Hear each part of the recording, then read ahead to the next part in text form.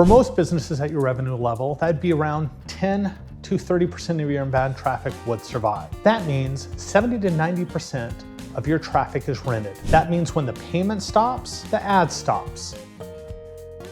Every YouTube video you make, every LinkedIn article you wrote, every podcast you produced, guess what? It's still being indexed.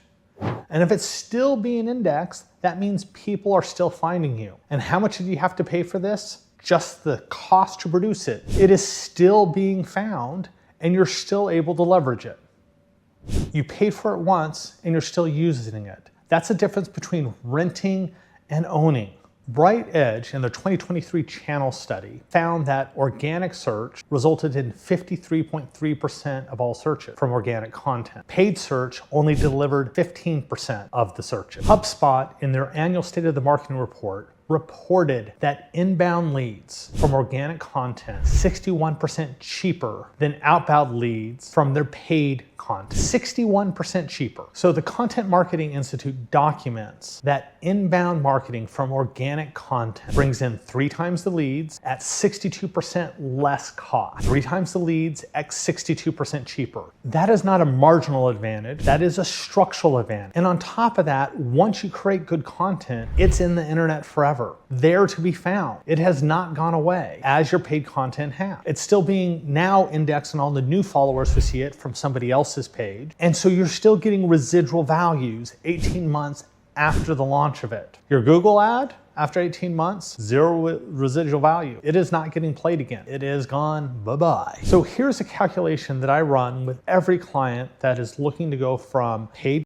first to organic first content. Let's take 24 months. Let's say $2,500 is spent on ad spend. Over that 24 months, you're gonna spend $60,000. $60,000 in paid ad content over 24 months. Month 25, payment stop, residual stop. It's seen no more. Now let's take the other side of the coin. Let's take business B. They spend the same $2,500 a month in creating content, in creating YouTube videos, in creating podcasts, and LinkedIn posts. What happens at the end of the 24 months? Let's say they had 1 podcast per month, and let's say they did 6 YouTube videos a month. That's 24 podcasts still being indexed. That is 144 YouTube videos still being indexed. That's all their LinkedIn posts still out there being indexed. That is the compounding effect by creating your own content and pushing it out organically. And that is exactly what businesses who are in the $3 to $10 million range are at now. So let's talk about it. What happens if a company says, I'm in paid ads first? This is where I've been. Basically, 80% of their sales traffic is coming from inbound, from their paid advertising. What does that mean? If we turn that off, it's going to really affect the company. Paid ads are still going to be important for them, but you have to get more organic content. Organic content typically takes 6 to 9 months to build enough following where it starts going. But soon that begins to compound as it grows, as you get more followers. And that compounding effect is what's going to make the difference between getting the best content out there and getting people and lowering your inbound costs. So also when you look at short form, paid content, here's something Benet and Phil pointed out. Remember that iOS update 14.5?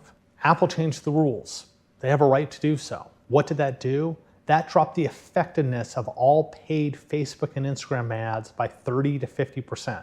Overnight. So all that money that went into those paid ads was now almost twice as ineffective as it was before. Some businesses saw their customer acquisition cost double almost overnight. Who are the companies that weather the storm? Those with solid organic content, with podcasts, with YouTube videos, with LinkedIn posts, with email campaigns. They weathered the storm, didn't really hurt them as much. And here's the thing, major corporations can change this at any time. That's why organic first is the way to go. Every benchmark you've seen on how much to spend will tell you on average we spend about 10% of marketing revenue.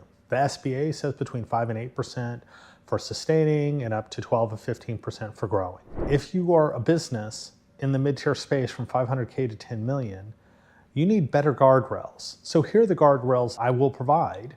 The right marketing percentage really is based on what you want to accomplish and how much you want to grow in the next 12 months. So one of the first questions I ask is, what do you want your growth to be? Now, everybody will say, hey, I want this phenomenal growth. We look at how can you grow? What can you scale? And what does that look like? A few things on the table are worth naming directly. The first tier is grow tier.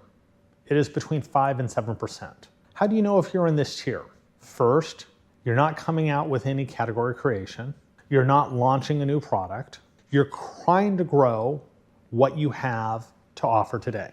The first growth tier is 5 to 7%. 5% is kind of the floor if you want to intentionally grow. This is the default for most businesses between $500K and $10 million, the 5 to 7% range. Below 5%, the budget is too small to fund consistent content creation. Then you're just making marketing gestures, not really doing the marketing promotion that you need to do.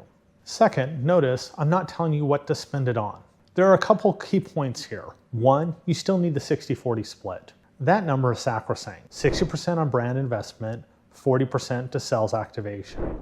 That is the ratio you need for the long term for your marketing promotion dollars to have the greatest return on investment. You'll be doing more for short-term gain. The organic 60% funds the assets. The 40% sales activation converts those assets into revenue. And that's the name of the game, getting that revenue to increase. The tier determines the scale of the operation. The split determines the structure. Third, a business that has been sustaining cannot shift to grow and expect the same results in one quarter.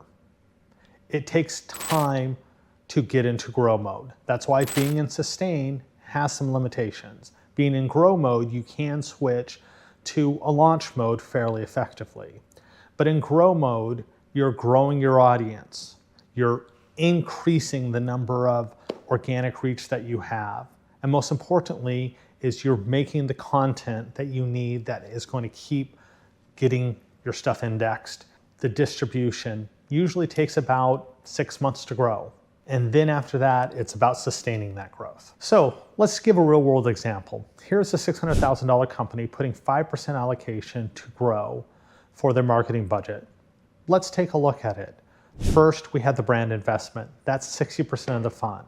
So you see they have podcast, LinkedIn videos, YouTube videos, speaking engagements, roughly spending about $18,000. Sales activation is about $12,000. We have retargeting campaigns, email list, direct outreach to our targeted ideal customer profile. What don't we have? Cold emails, cold outreach. Why? Because the return on investment is so low. A typical cold outreach campaign is like a 1% return. Best case, 2 to 3%. Nothing higher than that. See that bottom row? That's the single most common line on an SMB agency's invoice, the cold outreach. That has the single lowest outcome of anything that that agency is doing for you. Remember, when the payment stops, the leads stop. It is that simple. And your return on advertising spend is some of the lowest in the industry. It's just not worth it. So at $30,000 a year, $2,500 a month, how does this organic content engine look? It's not a full agency retainer, but here is the difference. You have one great content channel. You have LinkedIn editorials. You start getting with speaking engagements.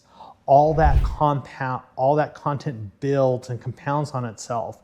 And then who's your organic audience? These are people already warm to your ideas. That's the mental activation that we talked about earlier.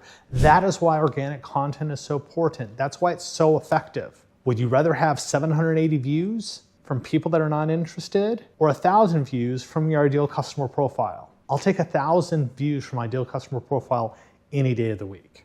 I'm not telling you to turn off your paid campaigns tomorrow. What I am telling you is you need to have a transition framework so you can move to the rented ads to the organic ads. Here's a specific reallocation framework that many companies your same size use as they make this transition. Phase 1, identify what tier you are in. Figure out how much is rented traffic versus owned traffic. And what are those metrics telling you? How long are people staying on that? Look at both sets. Where are you on the 4-tier table? Sustain, grow, scale, launch. Where are you among those?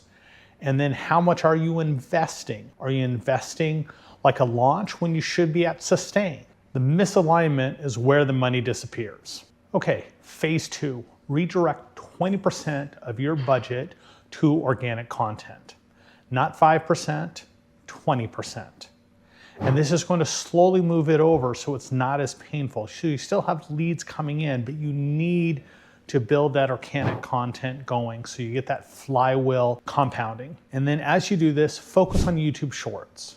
They're quick, they're easy, they can go on YouTube, they go on LinkedIn, and you can send them out with your email campaigns too for retargeting. Phase 3, track 3 leading indicators. First is YouTube subscribers. How many people are subscribed to your channel? Second, what's your organic search results? And then finally, how big is your email list? These are the 3 things that you need to keep constantly aware as you build out organically. Remember, these numbers will look low for 6 to 9 months because the compound effect hasn't gone into gear yet. Then phase 4, compound and rebalance. When you get into that 6 to 9 month range, start looking at how many leads are coming in from organic sources and how many are coming in from paid. And what are the quality of those leads? You should, at this time, start seeing it turn more to the organic content and better leads coming in. When that happens, that's where you need to start moving more of the budget into your organic content instead of the paid leads or paid ads. Here are 3 questions to diagnose which one of the 4 Ps you might be weak in. The first one, can you name a customer where you're the only logical choice for? If you cannot do this in one simple sentence, then what it means is that your positioning is not a niche of one, and you're going to be treated as a commodity. Question 2, what percentage of your last 10 clients came from a scalable channel? What are non-scalable channels? Word of mouth referrals. They're good, not really scalable. Phone calls. What are scalable channels? Facebook, LinkedIn, YouTube, any one of those. What a scalable channel does, it's like taking a word of mouth referral and it's applying it to the digital. It's a digital word of mouth referral. So when customers are calling from a digital scalable channel, what that means is that you are getting a warm lead. They already want to do business with you. And finally, question 3, if you stopped all paid advertising overnight, how many inbound leads would you get? If it's less than 30%, you have a high risk. What does that mean? If they change the privacy policy, if they change the search policy, if one of those mega tech corps changes anything, you will see it crash overnight. You'll see it go away. So those are the 3 questions that you need to ask yourself to figure out which P are you dealing with. Okay, the framework I gave you is complete. You have 3 diagnostic questions to ask. You can take a look at your paid versus organic spend on your marketing. You can take a look at the 4-phase transition or the budget table. Overall, this is all things you can do this week on yourself to take a look at where is your budget today. And is it giving you the leads and inbound traffic that you need? The businesses outgrowing you right now made one decision. The Binet Field study is over 11 years old, but it still holds true today. The Bright Edge research is available today. The framework has been available. What's been missing is someone to translate it into effective tasks or objectives that you need to do. One honest limitation, this organic first approach means that your positioning is solved or your compelling market edge is there. You have an edge in the marketplace and you've given customers a compelling reason to buy, so there's urgency. If that is not there, then all you're doing is promoting vagueness, and all vagueness leads is to increase in people wanting to buy a commodity.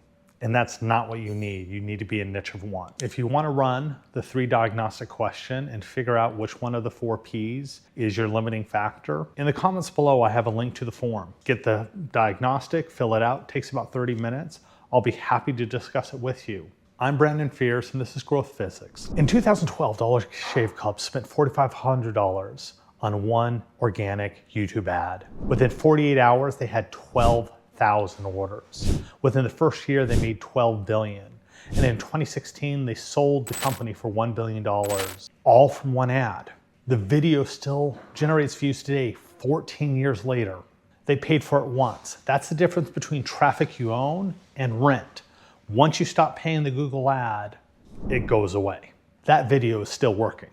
In 2022, Airbnb announced they were cutting $800 million from the performance marketing spend, and their revenue grew 40%. How is that possible? The CEO, Brian Chesky, said, We spent years building the brand. They did not need a sales activation to boost revenue. The businesses that can turn off ad spend and still grow revenue are the ones that have built the brand. They built something before the ads ran. The ones who didn't are still renting spaces on Google Ads. According to the Bright Edge research, 53% of searches are organic searches. Building the brand builds the mental availability. Only 15% comes from paid ads. Which side of the equation would you rather be on? 53? Or 15, it's your choice. Red Bull has 13 million subscribers on YouTube. The Red Bull team produces content, documentaries, and events that have nothing to do with energy drinks. They spend approximately 35% creation. That is building mental availability, like Byron Sharp said. The fact that when you think about energy and performance, Red Bull is on your mind before you even go into the store.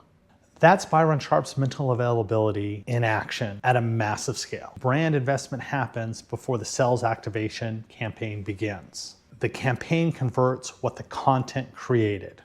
You are not Red Bull, but the mechanism is the same. In 2011, Patagonia ran a full-page ad in the New York Times saying, "Don't buy this jacket." And their sales went up 30% the next year. They explained the environmental cost of production and that it was better to repair and reuse than to buy new. So why did sales go up by 30%? It was because the ad aligned Patagonia's actions with their values. Not because the ad was clever, it was because it was credible. It aligned what Patagonia said to what Patagonia did. And when the brand's content and actions align, Dr. Jim Doty of Stanford University shows that the trust increases with the consumer. The result, or where you should focus, the lesson is content that builds the most trust is content that resonates most with your followers, and the sales follow after that.